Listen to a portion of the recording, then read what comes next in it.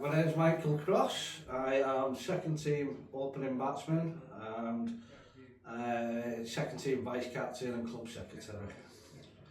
Cheers, Crossy. Welcome to another episode of Meet the Players. So, my first question, Crossy, as it is to everyone, what was it that first got you into cricket? Just playing with kids on my neighbourhood. There used to be a lot of us. And we used to go over King George's Park and basically play a proper game of cricket. Like we'd take 11 of us and play 11 from the next estate over on King George's Park. Eventually we just got into Oral under 13s was my first team that I played for, and things have just moved on from there. So. Well, interestingly enough, that's a good segue into the next question. So how did you end up at Earlestown? Well, I did play for Earlestown Cricket Club for a number of years, alongside Merlin, who's currently playing for Earlestown, and a couple of others that have played for Earlestown. When the Earlestown folded, I actually had a couple of seasons off, and there was a few of our lads already down playing for Earlestown, so I just followed them down when I decided to get back into it. Okay, cool. So we've played a lot of cricket together over the last 4 years. I'm just wondering, kind of, what were your personal goals for this season, and did you meet them? I wanted to get a couple of 50s this year, I'll be honest. I've not met them, not got anywhere near. I've had a bad season personally in terms of my cricket, so no, I've not met them.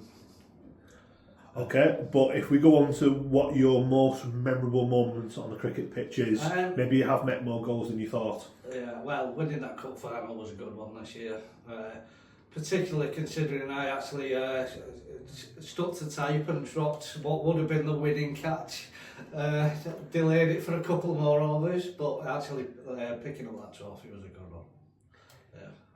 Yeah, I'll always be grateful to you for that, mate, because that gave me a chance to take the winning wicket in the Hampson Cup final. This is a bit of a wide question. As you know, I'm quite a superstitious cricketer.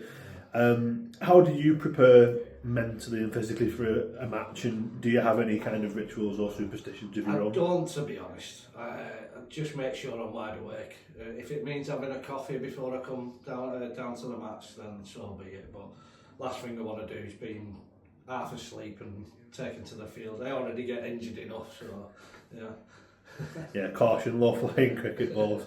Last question. If you could have any cricketer, past or present, play for Earlestown for one match, who would that be? Right. Are we talking professional cricket? Anyone you want. Right. I'm going to go, right.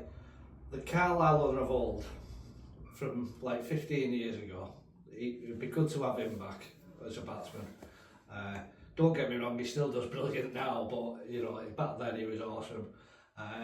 I'm going back to my Earlestown days. I think Rob Creek was a very good bowler. I always put it there on the spot. It was very hard to get him away.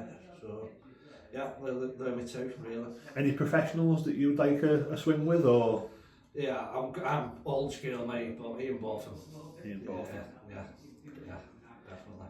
Interesting. Well, thanks very much, Crossy. Thanks for your time there, and that's been another episode of Meet the Players. Cheers, Mick. No problem.